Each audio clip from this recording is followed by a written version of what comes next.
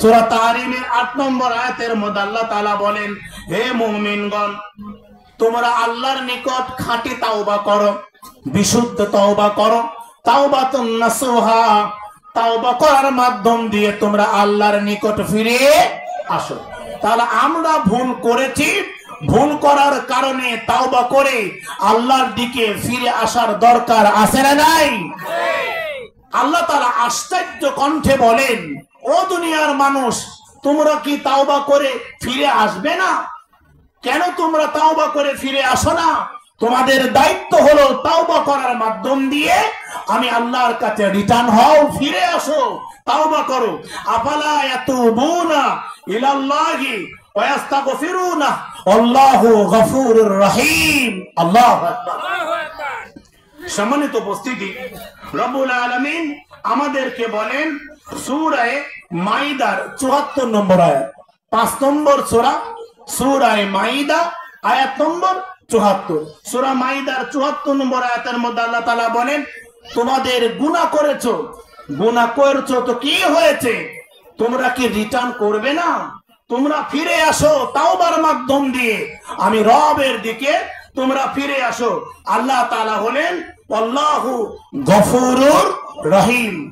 আমার আল্লাহ বলেন, আমি হলাম তোমাদের গুনাহ ক্ষমা করি, আমি ক্ষমাশীল এবং আমি মেহেরবান। জোরে বলি আল্লাহু আকবার। তাহলে আমরা যদি গুনাহ করি তাহলে গুনাহ মাফ করেন তিনি কে? রব্বুল আলামিন বলেন, হযরত আনাস ইবনে মালিক থেকে বর্ণিত একজন ব্যক্তি, তাকে লক্ষ্য করে রাসূল বলেন, একজন মানুষ মরুর প্রান্তে রওনা হলো, ধরেন 7 দিনের জন্য। সেই উটের উপরে যখন রওনা হলো, খাবার দাবার নিয়ে রওনা হলো, পানি নিয়ে রওনা হলো। মরুর প্রান্তরে যাইতে যাইতে লোকটা মনে করলাম একটু জিরিয়ে নেই। উটটা খাবার সহ, তার পানীয় সহ, তার আহারীয় সহ সমস্ত খাবার দাবার গুলি নিয়ে যখন তিনি উটটাকে গাছের সঙ্গে বাঁধলেন, হঠাৎ তার ঘুম ভেঙে গেল। ঘুম ভাঙার পরে এখন দেখে উটটা নাই। আশ্চর্য হয়ে গেল, এমন একটা মরুভূমি, যেই মরুভূমিতে বাঁচার কোনো অবলম্বন নাই। যা নিয়ে আসছিলাম, আমার পানি এবং আমার খাবারগুলি, আমার পানিগুলি উটের উপরে ছিল। এখন ঘুম থেকে উঠে দেখলাম আমার উটটা নাই। যেদিকে আমি তাকাই ধু ধু মরুভূমি, শুধু বালি, বাঁচার কোনো পথ নাই। টেলিফোন নাই, টেলিগ্রাফ নাই, ইমেল নাই, মোবাইল ফোন নাই, টেলিস্কোপ নাই, নাই সেখানে ইমো, সেখানে নাই মেসেঞ্জার, হোয়াটসঅ্যাপ, কিচ্ছু নাই। আমি যে মরুর প্রান্তরে, এইখানে আমার আর্তনাদ, আমার কান্না আর কেউ শোনার মতো নাই। একজন আছেন, তিনি কে? ওই ব্যক্তি উট হারিয়ে যাওয়ার পরে অবশ্যম্ভাবী মৃত্যুর ভয়ে কান্না শুরু করলো।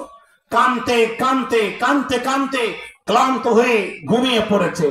আবার যখন ঘুম ভেঙে গেল, ঘুম থেকে দেখলো, আহারে আমার উট আবার ফিরে এসেছে।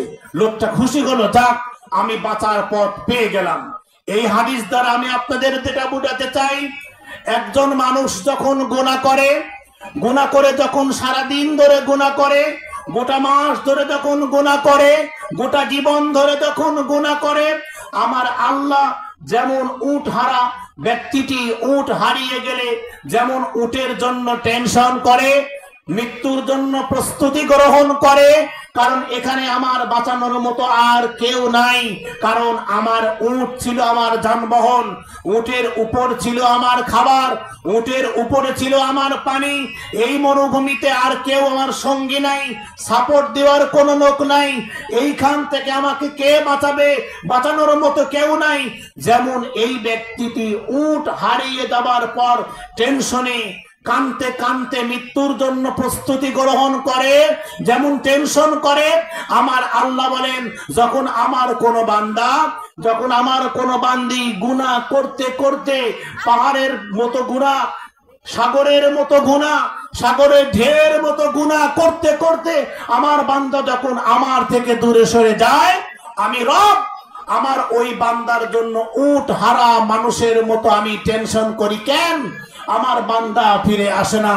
যেমনটি উট হারিয়ে গেলে ওই লোকটা টেনশন করে, আমার বান্দাদের মধ্যে যারা গুনাহ করতে করতে নামাজ নাই, রোজা নাই, হজ নাই, যাকাত নাই, তাসবিহ তেলাওয়াত নাই, ইসলামের কোনো কাজ নাই, পর্দা নাই, পুশিদা নাই, আটা টেপেন্ডা গাদা সবগুলি খায়, কিন্তু ইসলামের সঙ্গে কোনো রিলেশন নাই, ওই ব্যক্তির আমলনামাতে গুনাহ করতে করতে পাহাড় সমান হয়ে গেছে।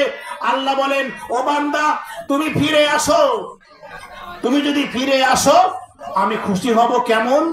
আমি খুশি হব তেমন যেমনটি উট হারা ব্যক্তিটি আবার ঘুম থেকে ওঠার পরে উট ফিরে পেলে যেমন খুশি হয়, আমার বান্দা যখন তাওবা পড়ে পিছনের গুনাহের জন্য কাঁদতে কাঁদতে ক্লান্ত হয়ে আমি রবের কাছে যখন কান্না করে, ও দুনিয়ার সমস্ত মানুষগুলি কান খুলে শোনো, মির্জাপুরের মানুষ কান খুলে শোনেন, আমার আল্লাহ তখন বলেন, ফেরেশতারা সাক্ষী থাকো, আমার বান্দা যখন গুনাহ করেছে, গুনাহ করার পর যখন রিটার্ন হয়েছে, ফিরে এসেছে, ফেরেশতাদের সাক্ষী রেখে আমার আল্লাহ তাআলা বলেন, আমি আমার বান্দার জীবনের সমস্ত গুনাহগুলোকে মাফ করে দিলাম। চিল্লায়ে বলি সুবহানাল্লাহ।